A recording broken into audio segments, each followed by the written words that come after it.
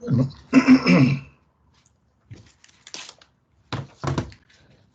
buenas tardes. El día de hoy vamos a continuar con la clase de límite.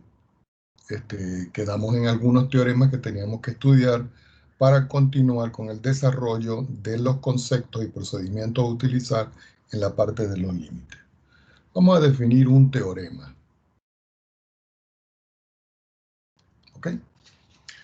Aquí este teorema lo que dice es que si yo tengo una función f de x y esa función a su vez es menor que una función g de x, cuando x tiende a, y podemos escribir entre paréntesis, excepto, posiblemente,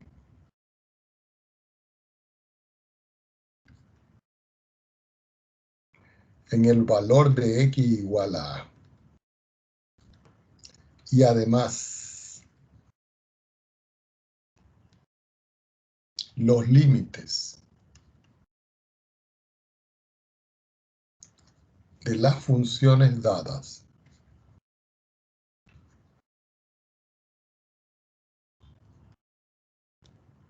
existen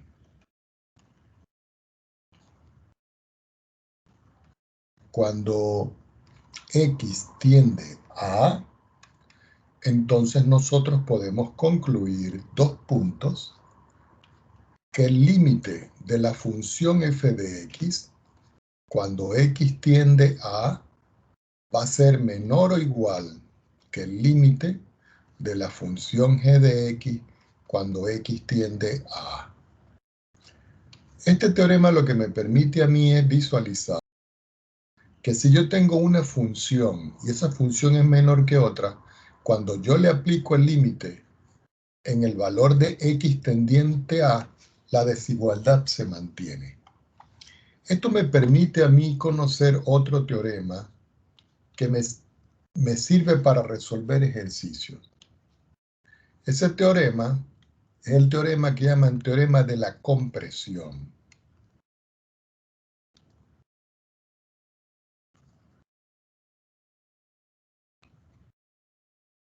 ¿Y de qué trata este teorema de la compresión? Fíjense acá. Resulta que yo voy a tener ahora tres funciones. La función f de x, que va a ser menor o igual que la función g de x, y que va a ser menor o igual que la función h de x. Entonces, cuando nosotros tenemos que x está tendiendo a, y entre paréntesis vuelvo a escribir, excepto, posiblemente,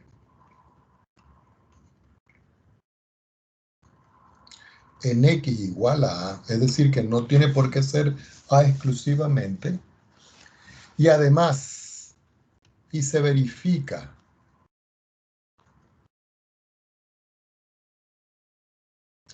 dos puntos, que el límite cuando x tiende a a de la función f de x es igual al límite de la función h de x cuando x tiende a, y eso me da un valor, y ese valor es el valor de L. Entonces, como la función g se encuentra en el centro y este valor tiende a L y este valor tiende a L, entonces nosotros podemos argumentar que el límite cuando x tiende a de la función g de x también tiende a L. ¿Por qué? Porque está en el centro de ellos dos, o por lo menos entre ellos dos. Esto tiene una representación gráfica que sería más o menos la siguiente. Yo voy a dibujar un sistema referencial, dibujo mi eje Y, dibujo mi eje X, los identifico. Este es el eje Y y este es el eje X. Ahora voy a trazar varias funciones. Voy a trazar, pero primero vamos a trazar un punto en común. Vamos a suponer que yo tengo un punto en común y ese punto en común yo lo voy a definir precisamente aquí. Ese punto en común yo le voy a colocar aquí un valor que tiene una coordenada aquí y otra coordenada aquí. Esta coordenada es el x igual a a. Y esta coordenada aquí va a ser precisamente el valor del límite. ¿Qué indica esto? Que yo puedo tener, por ejemplo, una función que haga esto. Y puedo tener otra función, vamos a ver otro color, otra función que de pronto haga esto. Y de pronto puedo tener otra función que haga esto. Si ustedes ven aquí en este punto, yo puedo tener una función que está más arriba, una función que está más abajo y otra que está más abajo. Vamos a borrar la que está color naranja para que no tengamos problemas.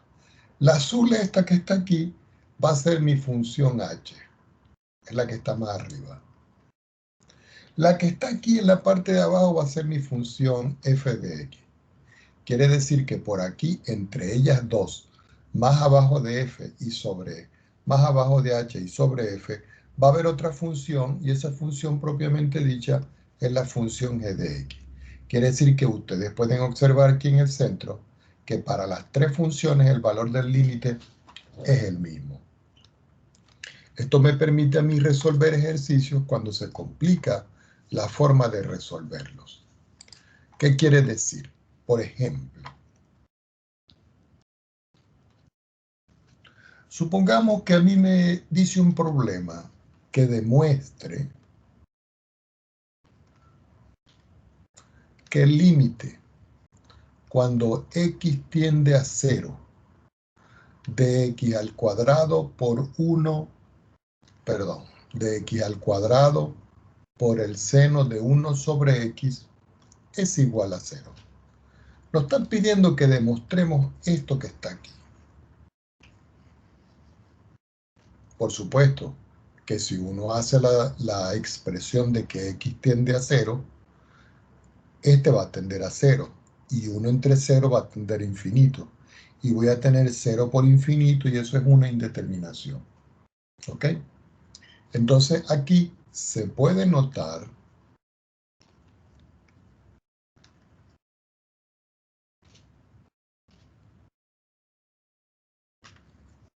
que no podemos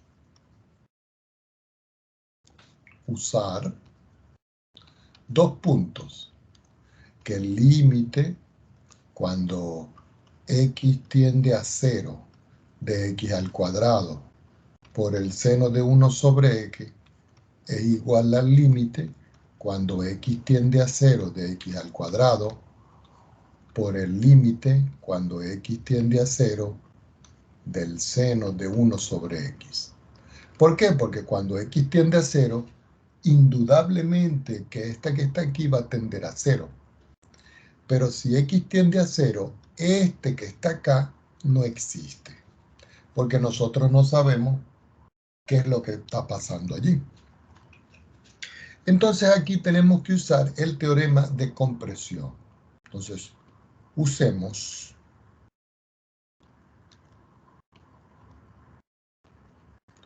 el teorema de compresión. Pero para esto nosotros tenemos que utilizar algunos argumentos matemáticos. ¿Ok?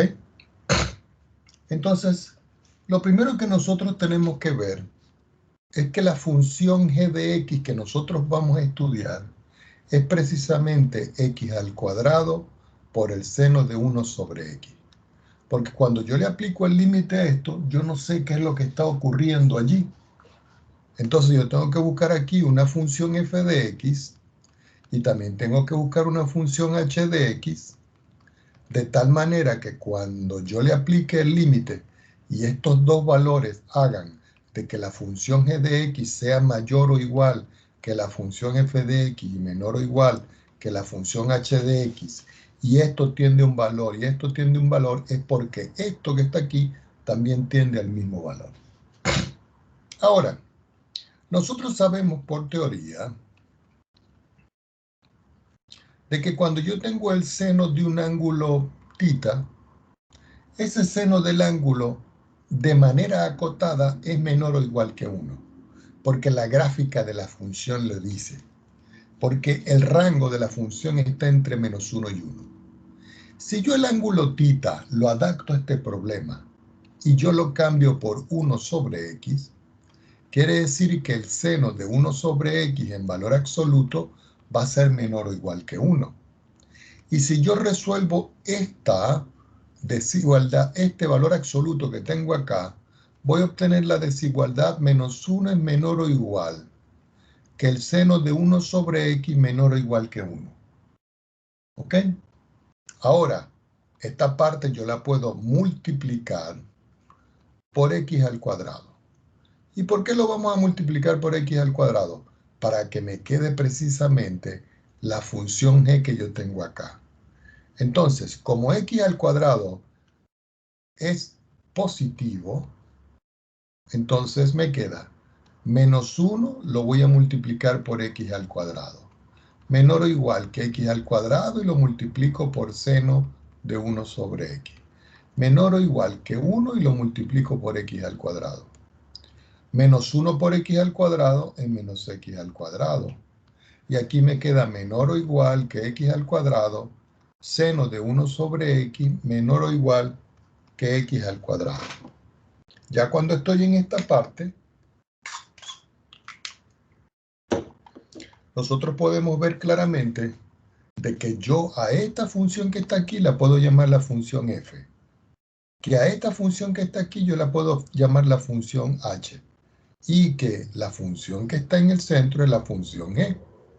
Tomando otra hoja en la pizarra, yo vengo y digo, entonces yo voy a calcular el límite por separado de cada uno de estos. Es decir, que el límite cuando x tiende a 0 de menos x cuadrado, que es la función f, eso me da 0.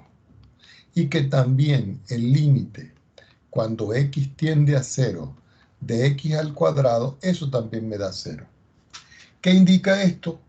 Que como este me está dando 0 y este me está dando 0, el del centro por compresión también tiende a 0. Entonces ustedes pueden calcular aquí y concluir que el límite cuando x tiende a 0 de x al cuadrado del seno de 1 sobre x también tiende a 0. Y esta es la respuesta. Entonces, la idea radica en que yo tengo que buscar dos funciones, una mayor y una menor, de tal manera que la función que yo voy a estudiar esté en el centro de ellas dos, para poder hacer la comparación. ¿Ok? Entonces, esa es la idea fundamental para poder resolver esta situación. Vamos a hacer algún otro tipo de problema. Recuerden que los ejercicios de esta parte, los ejercicios,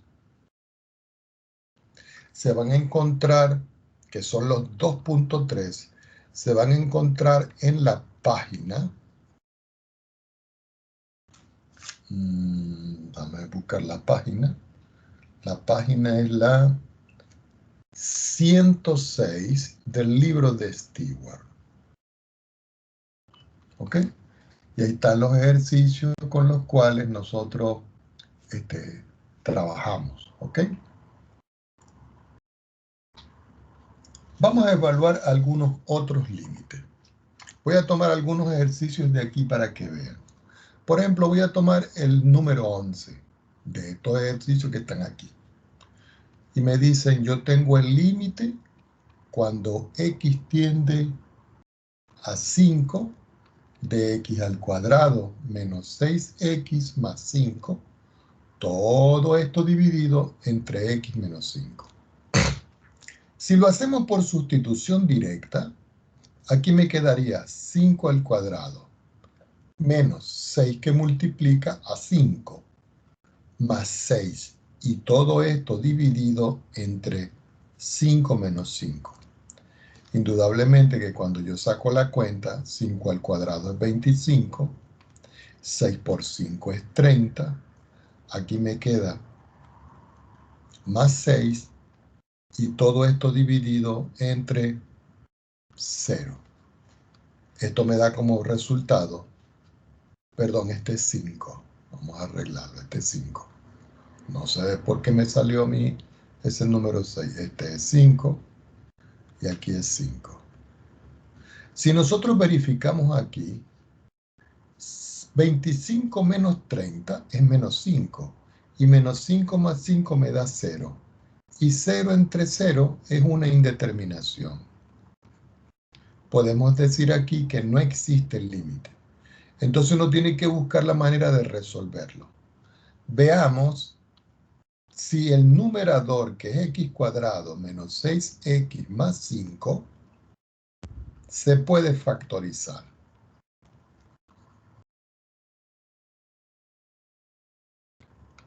Para saber si ese valor se puede factorizar, yo puedo utilizar la ecuación de segundo grado o abro par de paréntesis. Coloco x y coloco x y digo, yo tengo que buscar dos números que cuando yo los sume me dé como resultado menos 6 y cuando yo los multiplique me dé como resultado 5. Entonces veamos, si yo coloco por ejemplo aquí el número menos 5 y el número menos 1, menos 5 menos 1 me da menos 6 y menos 5 por menos 1 me da más 5. Es decir, que el numerador sí se puede factorizar. ¿Qué indica esto? Que yo vuelvo a escribir el límite cuando x tiende a 5. Ya sabemos que el numerador es x cuadrado menos 6x más 5 y el denominador es de la forma x menos 5 que multiplica a x, perdón, a x menos 5. Así es como está dado. Como ya el numerador nosotros nos dimos cuenta de que podemos factorizarlo, yo paso una línea de fracción y abro los mismos paréntesis que yo abrí aquí.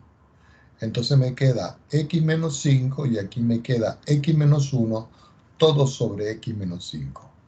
Observemos que este factor y este factor yo lo puedo simplificar y al final lo que me está quedando es el límite de una expresión cuando x tiende a 5 de x menos 1. Y si nosotros hacemos sustitución directa, eso es 5 menos 1 y eso es 4. Es decir, que el valor del límite existe y me da 4. Pero yo tuve que resolver algunas de las instancias que están propuestas allí. Vamos a hacer otro ejemplo. Vamos a suponer que yo escojo ahora otro ejemplo que está acá. Y yo digo, bueno, voy a resolver el número 15. El número 15 dice, yo tengo el límite cuando el valor de t tiende a menos 3, de t elevado al cuadrado menos 9, y todo esto dividido entre 2t al cuadrado más 7t más 3. Yo quiero saber cuánto vale esto. Entonces yo lo vuelvo a escribir abajo y digo, bueno, yo voy a calcular el límite cuando t tiende a menos 3 de t elevado al cuadrado menos 9 sobre 2t al cuadrado más 7t más 3. Si t tiende a menos 3, lo de arriba tiende a menos 3 al cuadrado menos 9. El denominador es 2 por menos 3t al cuadrado más 7 que multiplica menos 3 y a eso yo le sumo 3. Tomando otra hoja en la pizarra, podemos observar que cuando yo saco la cuenta aquí me queda que esto es 9 menos 9. Y en el denominador me queda 3 al cuadrado es 9 y 9 por 2 es 18. 7 por 3 es 21, me queda menos 21.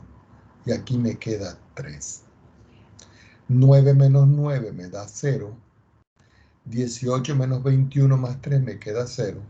Quiere decir que tengo una indeterminación, o en otras palabras, no existe en ese caso.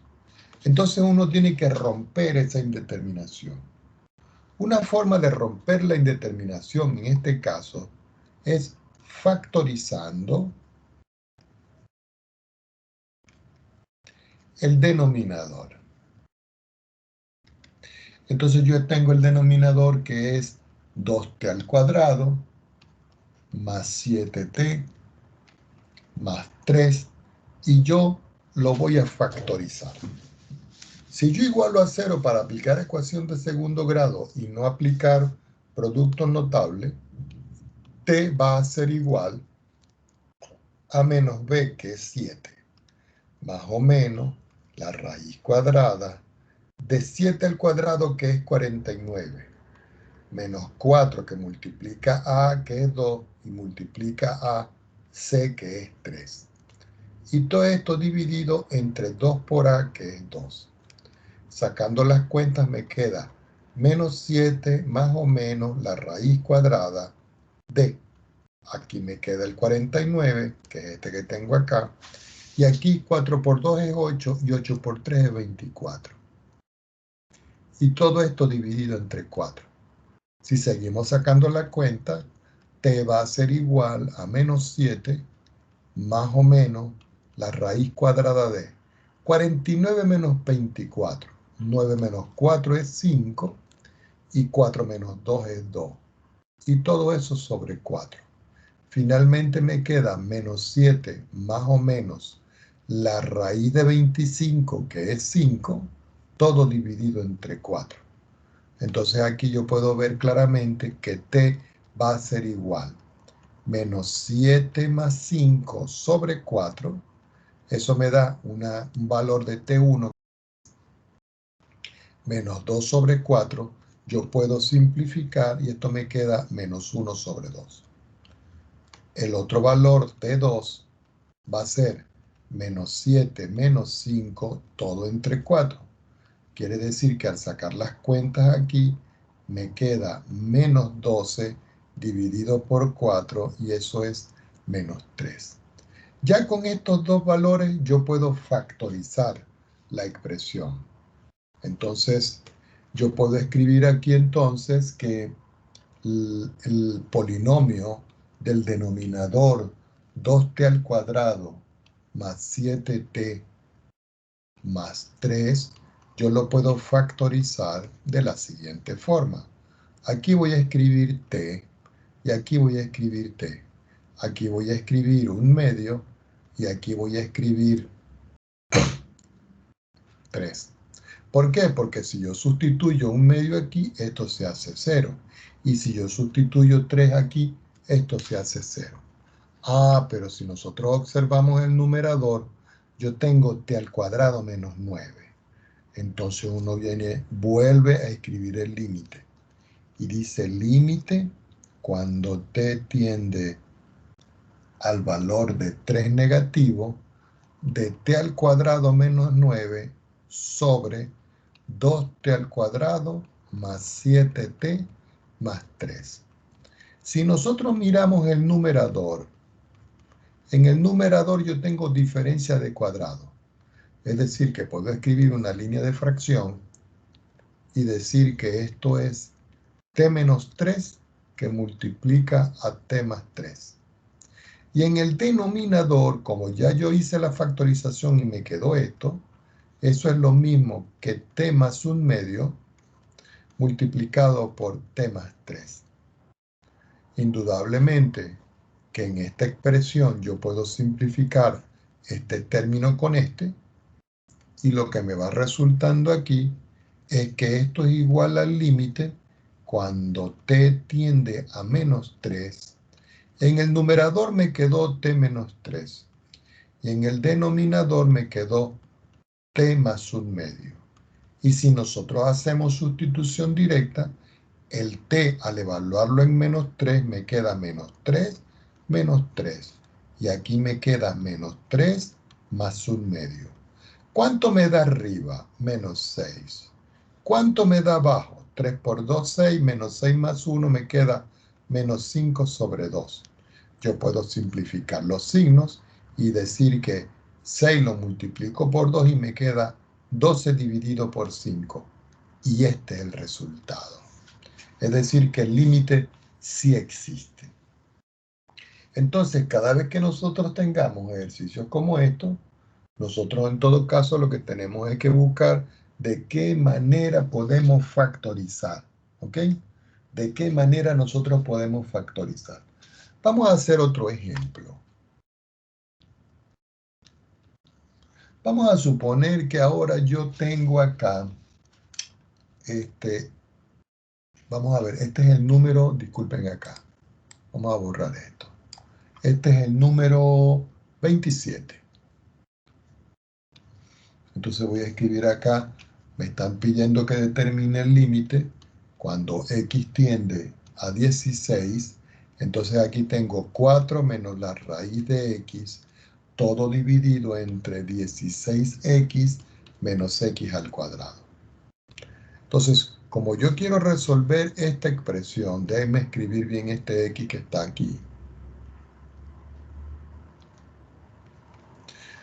Yo tengo que volver a escribir esto, porque yo no sé cuánto me da esto.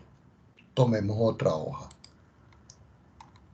Entonces yo digo por acá, bueno, límite cuando x tiende a 16 de 4 menos la raíz de x dividido entre 16x menos x al cuadrado.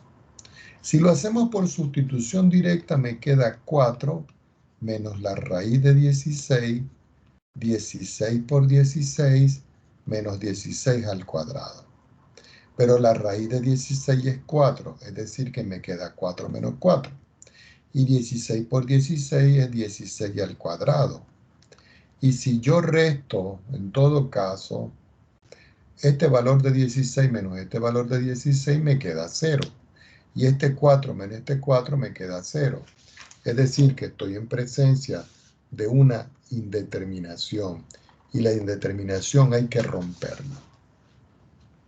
Una forma de poder romper esta indeterminación puede ser multiplicando por la conjugada o viendo a ver si en esta parte yo puedo factorizar de alguna manera.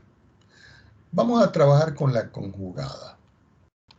Entonces yo vuelvo a escribir aquí el límite cuando x tiende a 16 y tengo 4 menos la raíz cuadrada de x sobre 16x menos x al cuadrado.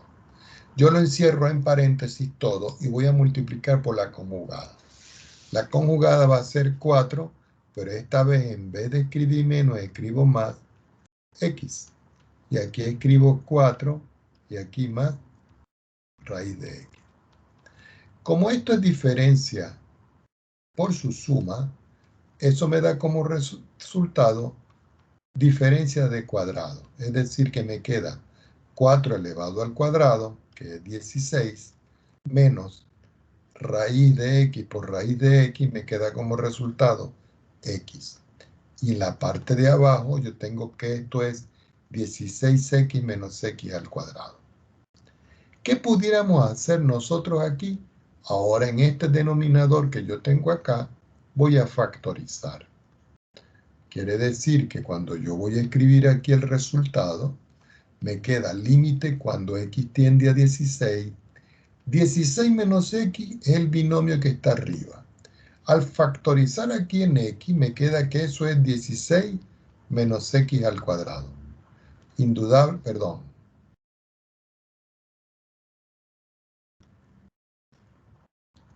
16 menos x. ¿Por qué? Porque x por 16 me da 16x y x por x me da x cuadrado. Yo puedo simplificar todo este término con este y lo que me va resultando en todo caso aquí es el límite cuando x tiende a 16. Arriba me quedó la unidad y abajo me quedó x. Quiere decir que cuando x tiende a 16, toda la expresión tiende a 1 sobre 16. Y este es el resultado. Indudablemente que hay una serie de ejercicios que hay que estudiar y que me gustaría sobremanera de que los hicieran.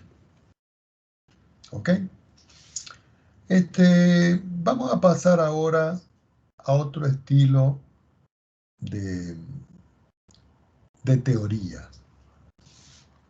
Ese estilo de teoría lo que dice es que nosotros vamos a estudiar ahora la definición precisa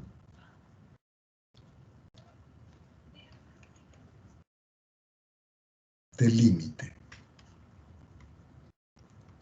Hay algunos libros que dicen que esto es la definición formal del límite. Y esto lo que dice es lo siguiente. Vamos a escribir, como quien dice, el resumen de esta definición.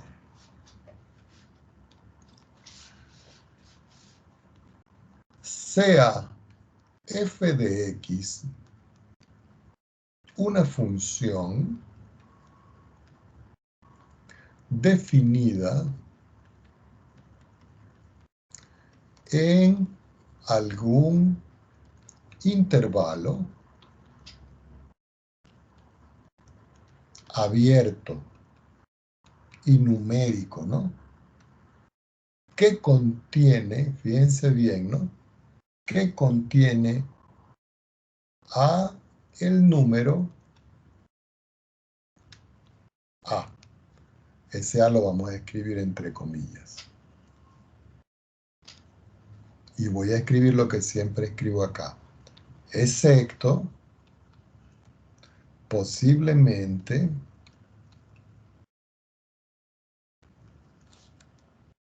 en x igual a. Entonces, decimos, aquí va una coma, que el límite de f de x cuando x tiende a es L. Y lo expresamos dos puntos. Límite de la función f de x igual a L cuando x tiende a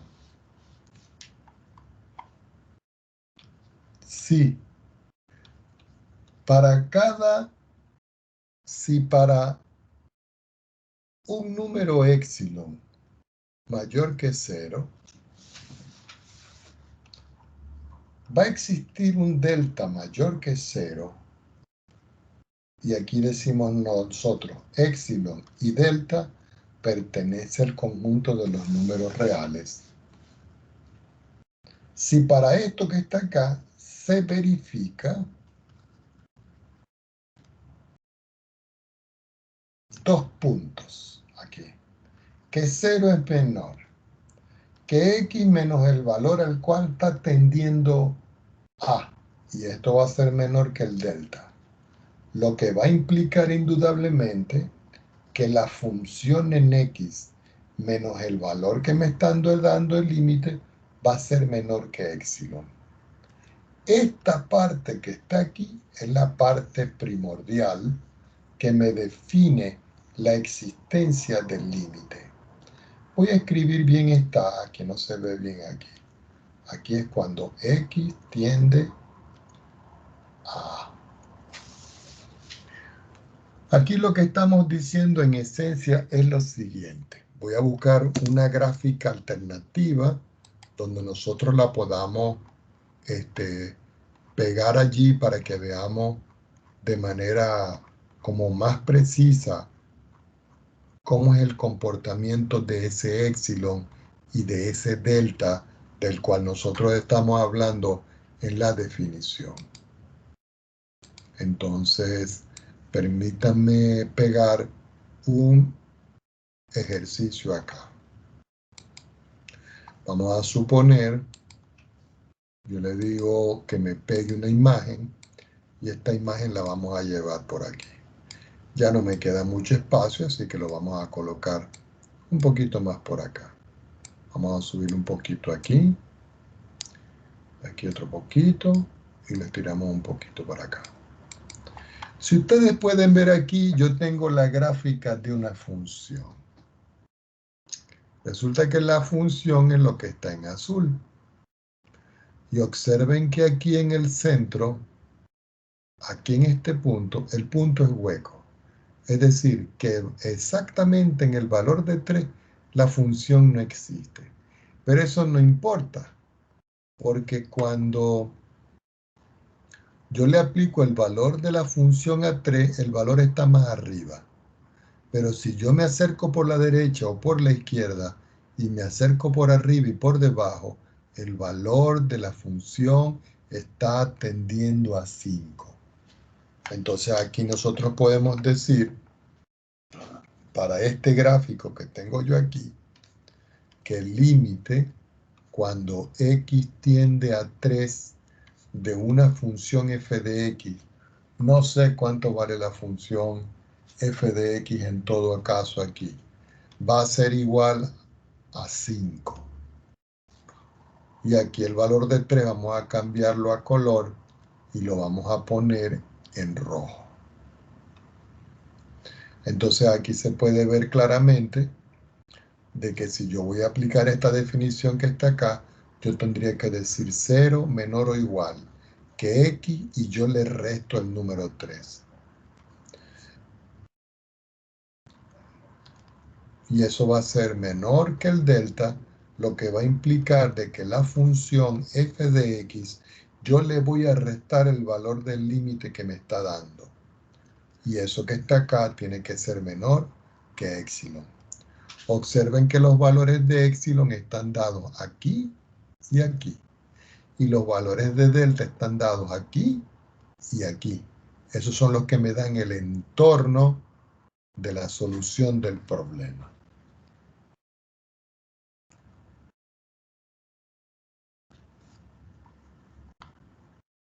Tomemos otra hoja. Alguno pudiera argumentar esto de otra manera. Otra manera de poder ver esta situación, permítame llevarme un gráfico de la función, es el siguiente.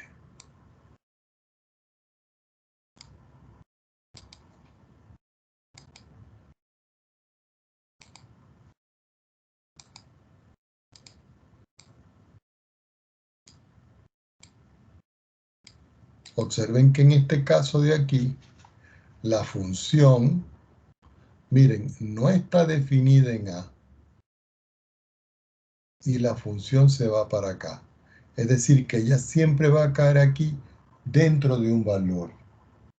Y esto es como una especie de interpretación geométrica de lo que tiene que ocurrir. En todo caso, aquí lo que uno tiene que decir es que epsilon tiene que ser un valor positivo. Y este valor es dado. Y delta tiene que ser un valor positivo y es el que hay que buscar. Y en eso radica la solución de problemas que están descritos allí. ¿Ok? Ahora, vamos a hacer un ejemplo para que ustedes vean. ¿Ok? Vamos a suponer que yo tengo un ejercicio, un ejemplo clásico. Y a mí me dan una función, f de x, que es igual a x elevado a la 3 menos 5x más 6. Y me dicen, a va a ser igual a 1. Entonces, encontrar delta que se corresponda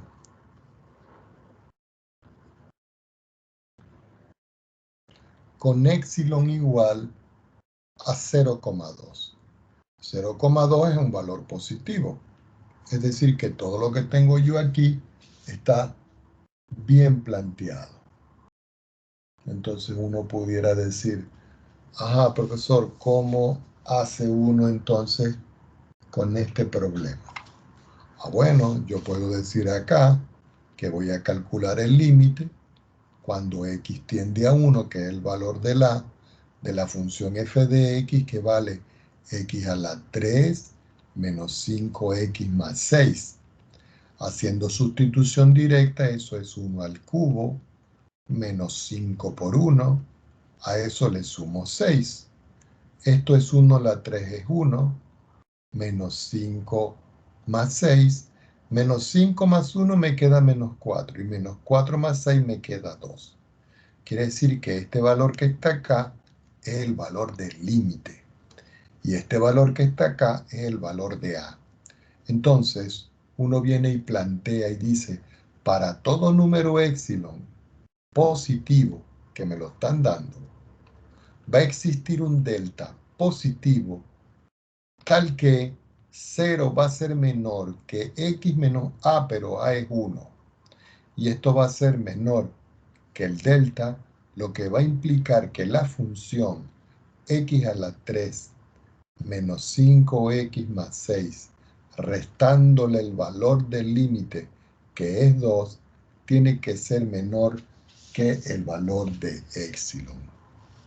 Indudablemente que toda esta parte que está aquí, que yo la voy a identificar como 1, va a estar relacionada con esta parte que está aquí, que yo voy a llamar 2.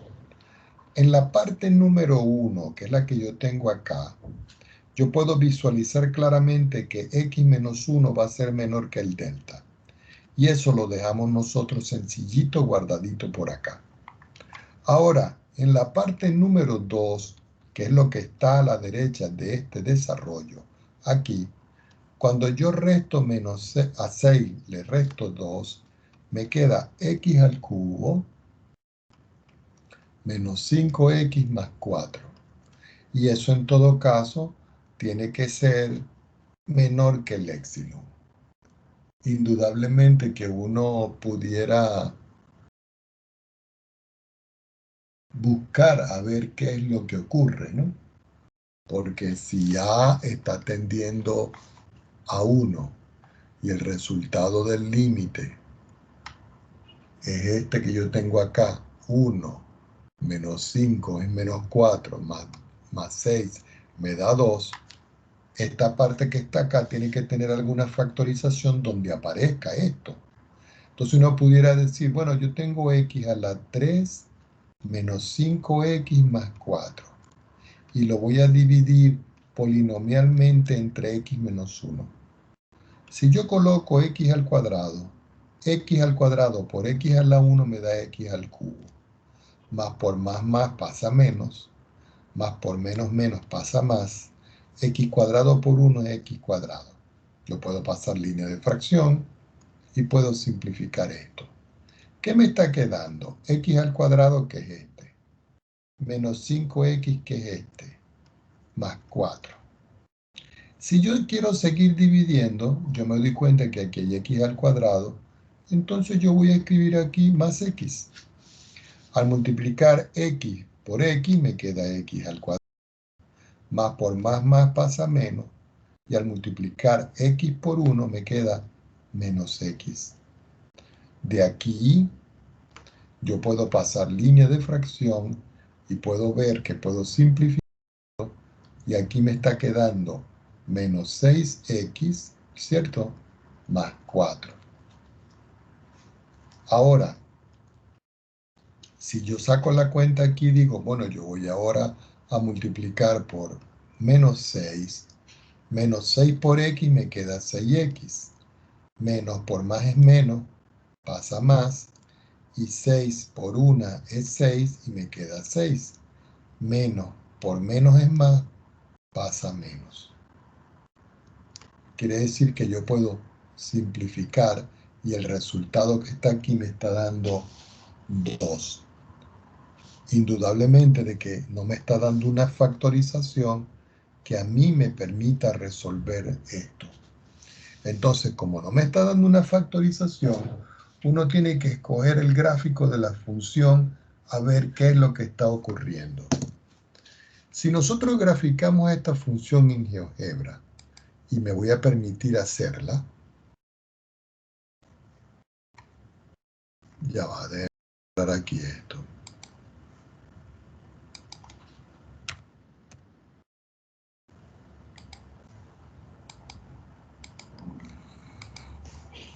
Voy a compartir con ustedes una hojita en GeoGebra.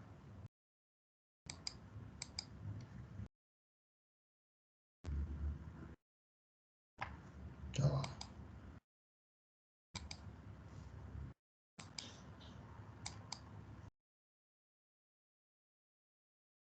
No me está compartiendo la hoja en GeoGebra.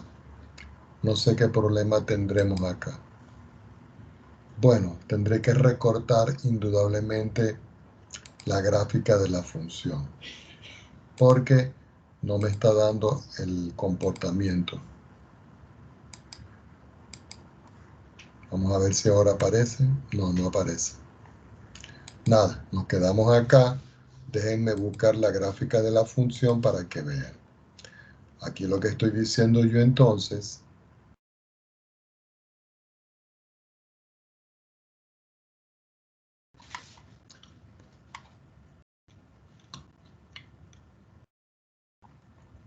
voy a recortar una figurita por acá y la voy a poner allá.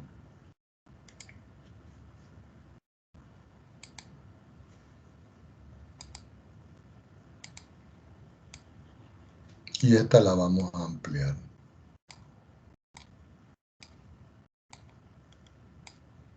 Si nosotros podemos ver aquí, aquí tengo la función, mírenla. Y resulta que, según lo que nosotros estamos viendo en esta expresión, x está tendiendo a 1. Y el resultado me está dando 2. Ahora, x1 está aquí, en este valor que yo tengo acá. Quiere decir que cuando es 1, me está dando 2. Pero me está diciendo a mí que el épsilon de una vez es 0.2. ¿Qué indica esto? Que el valor que está por aquí arriba de esto es épsilon más 2. Pero como épsilon vale 0.2, la suma de esto me da 2.2, que coincide con este resultado. De igual forma, aquí en la imagen, este es épsilon menos 2. Entonces, en esta parte, yo tengo que restar el valor del épsilon, que es 0.2, y eso me da al restar el 1,8, que aparece 1 aquí. O en otras palabras, 2 menos épsilon, y el otro es 2 más épsilon. Para que quede claro, el 2 más épsilon que está por arriba, y el 2 menos épsilon que está por la parte de abajo. Entonces, esa es una forma de poder ver qué es lo que está ocurriendo de manera gráfica. Veamos qué ocurre con un problema algebraico. Un problema donde me dicen a mí, ejemplo, probar que el límite cuando x tiende a 3 de 4x menos 5 es igual a 7. Vamos a arreglar ese 7 que no se ve muy bien. Ok, aquí está a 7. Entonces aquí podemos ver que a es igual a 3 y que L, el límite, es igual a 7. Tomemos otra hoja. Entonces nosotros decimos acá, para todo número épsilon, para todo número épsilon mayor que 0, debe existir un delta mayor que 0, tal que 0 va a ser menor que x menos 3, que es el valor de a, y esto va a ser menor que el delta, lo que va a implicar de que la función 4x menos 5 al restarle el valor del límite, que es 7, sea menor que el épsilon. Si nosotros podemos ver, esta parte que yo estoy llamando 1 tiene un resultado. Esta parte 1 yo puedo argumentar ya de una vez que x menos 3 es menor que el delta. Y eso es lo que yo tengo que buscar, este valor de delta. Pero aquí, cuando yo voy a trabajar en 2, en esta parte que yo tengo acá, yo voy a obtener que 4x menos 5 menos 7 me queda menos 12. Y eso va a ser menor que el épsilon. Ahora, esta parte que está aquí, que es la que está en azul, que es el número 2, yo la voy a escribir acá. Y digo, valor absoluto de 4x menos 12. Ya sabemos que es menor que el épsilon. Aquí yo puedo factorizar. Cuando yo factorizo, yo digo valor absoluto de 4 que multiplica a x menos 3. Puedo aplicar propiedades de valor absoluto y decir valor absoluto de 4 por el valor absoluto de x menos 3. Pero resulta que el valor absoluto de 4 es 4. Y el valor absoluto de x menos 3 queda como x menos 3. Ahora, como yo sé que x menos 3 es menor que el delta, cuando yo multiplico y digo, fíjense acá, cuando yo tengo x menos 3 menor que el delta y yo multiplico ambos lados por 4, quiere decir que 4 que multiplica a x menos 3 va a ser menor que 4 que multiplica a delta. Pero recuerden que esto que está acá es menor que el épsilon. Y como esta parte debe ser igual a esta parte, yo puedo sacar como conclusión de que 4 delta, fíjense, porque si, observen bien, si todo esto es igual a todo esto, es porque esto y esto son iguales. Entonces me queda 4 delta igual a épsilon. De aquí yo despejo delta, que es mi incógnita, y me queda épsilon sobre 4.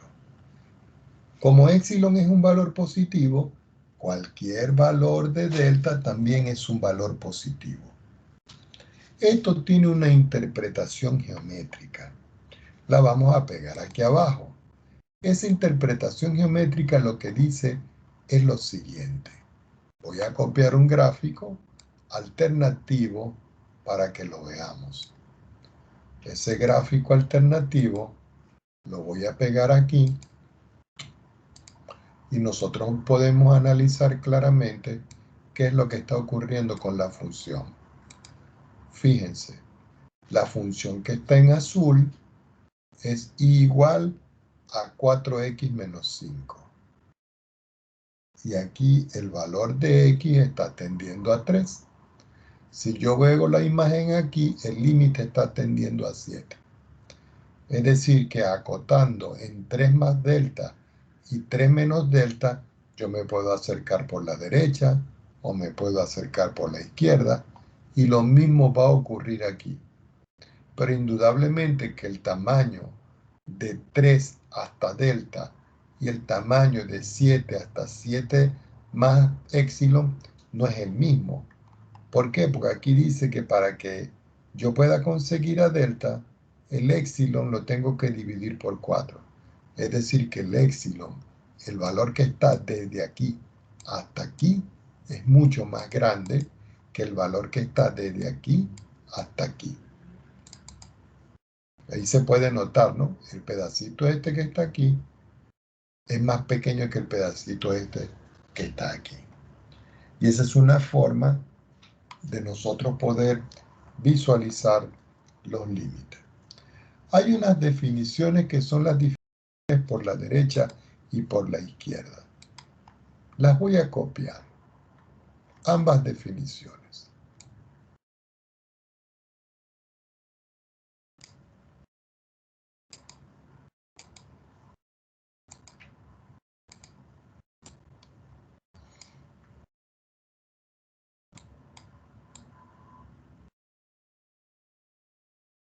No me alcanza el espacio. Tenemos que ir más abajo.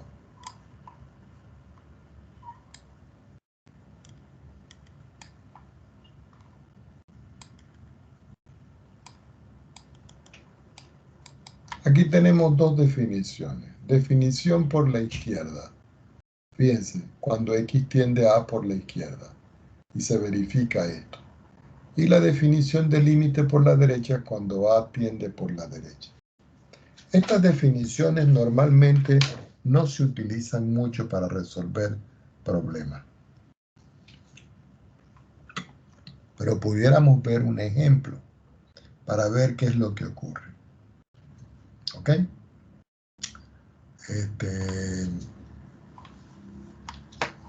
Supongamos que yo tengo un ejemplo. Vamos a hacer uno por la derecha.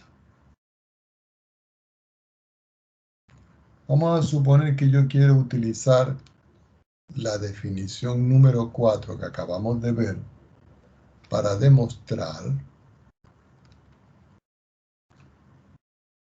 que el límite cuando X tiende a 0 por la derecha de la raíz de X es igual a 0. Entonces uno viene y dice, bueno, aquí me queda entonces que 0 va a ser menor que X menos 0, que es este que está aquí, y eso va a ser menor que el delta.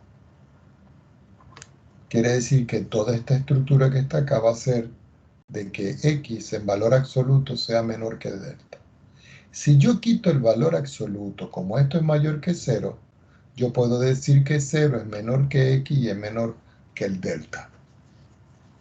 Pero por este lado, eso va a implicar en valor absoluto que la función menos el valor del límite va a ser menor que el éxilo.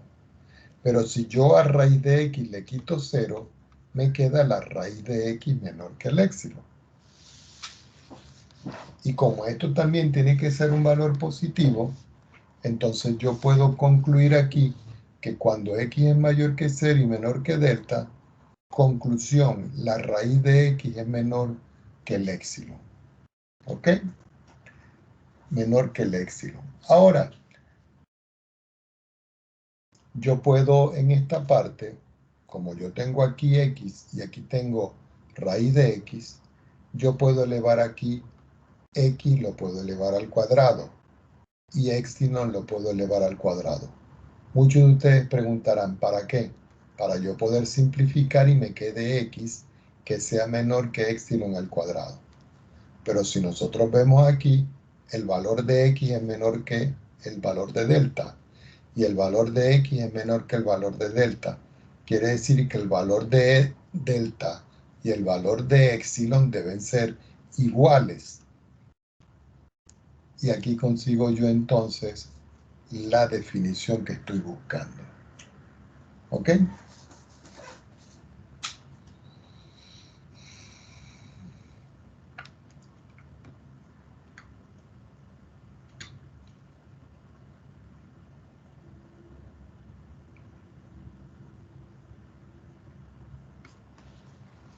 ¿Qué otra cosa se podrá hacer en este caso?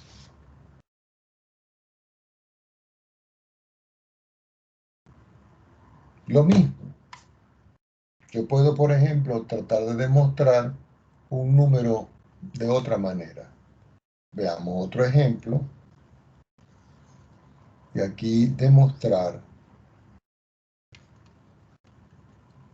que el límite cuando X tiende a 3 de X al cuadrado es igual a 9. indudablemente que yo digo, para todo épsilon mayor que 0,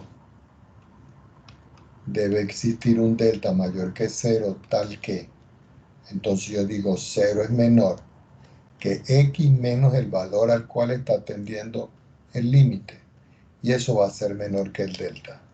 Eso va a implicar ahora que esta función, restándole el valor del límite, tiene que ser menor que épsilon. Con esto que estoy encerrando yo aquí en rojo, es que nosotros vamos a trabajar. Entonces, esta primera parte de aquí me sugiere a mí que el valor absoluto de x menos 3 es menor que el delta.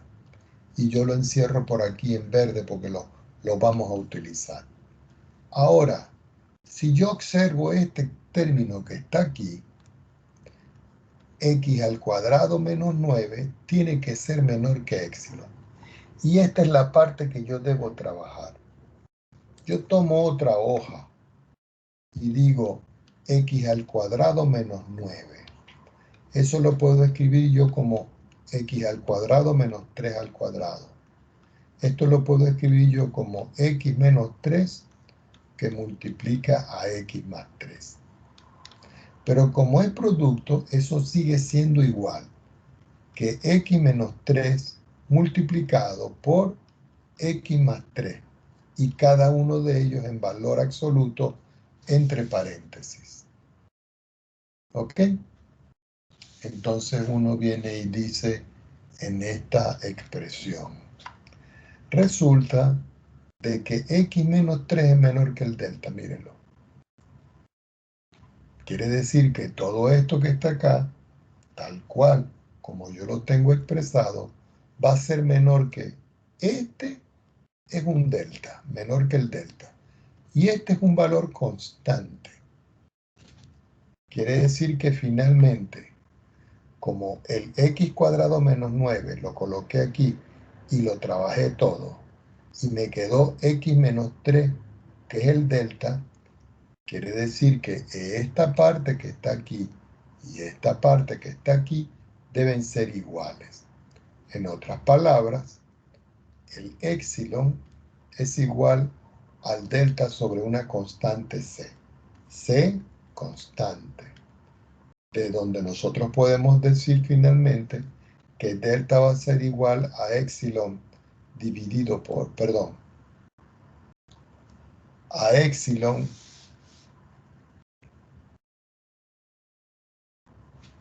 ya, déjenme ver aquí. Perdón, aquí lo escribí mal. Que era delta por C. Quiere decir que como el C pasa a dividir, me queda épsilon sobre C. Y esta es la respuesta. Algunos de ustedes dirán, profesor, ¿y hay alguna manera de que nosotros podamos conseguir ese valor de C? Sí, si lo restringimos. Fíjense cómo. Lo voy a hacer en azul.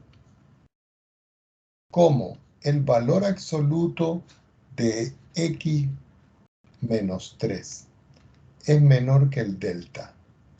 Y yo necesito saber cuánto vale x más 3, que es mi incógnita, para poder conseguir el valor de C. Yo voy a escoger un delta igual a 1, que es positivo. Y ustedes dicen, ¿y se puede escoger? Claro, porque es un número positivo. Quiere decir que cuando yo escribo x menos 3, yo suplanto el valor este por el valor que tengo aquí, que es menor que 1. Y esto que está acá, yo lo tengo que resolver. Para poder resolver esto que yo tengo acá, yo quito las barras y me queda menos 1 va a ser menor que x menos 3 menor que 1. Pero como yo necesito que me aparezca es x más 3, a todo esto yo le voy a sumar 6. Entonces me queda menos 1 más 6, menor que x menos 3 más 6, menor que 1 más 6. 6 menos 1 me da 5. Y 6 menos 3 me queda x más 3. Y 6 más 1 me da 7. Es decir, que el valor de x más 3 yo lo puedo acotar en 7. Esta va a ser mi constante. Entonces yo puedo argumentar con lo que yo tenía aquí, si nosotros lo vemos desde esta perspectiva, de que x menos 3 por x más 3 va a ser menor. X menos 3 es menor que el delta. Y x más 3 es menor que c. Pero todo eso tiene que ser igual a épsilon. Pero como c es el valor que yo conseguí aquí, que es 7, entonces yo puedo decir que delta por 7 es igual a épsilon, delta es igual a épsilon sobre 7. Y ustedes dirán, ¿y esa es la respuesta final? No. Resulta que yo tengo que escoger delta, el mínimo valor, entre. ¿Cuál fue el número de delta que yo escogí para poder hacer esto? Este que está aquí. Este fue el que nosotros escogimos. Quiere decir que delta va a ser igual, voy a quitar este puntito que está acá. 1 por un lado y lo que me dio aquí que es épsilon partido en 7. Y esta sí es la respuesta final al problema. ¿Ok?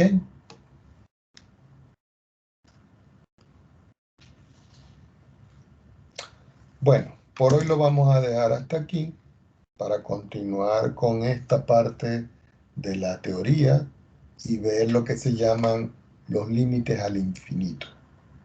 Entonces, para la próxima clase,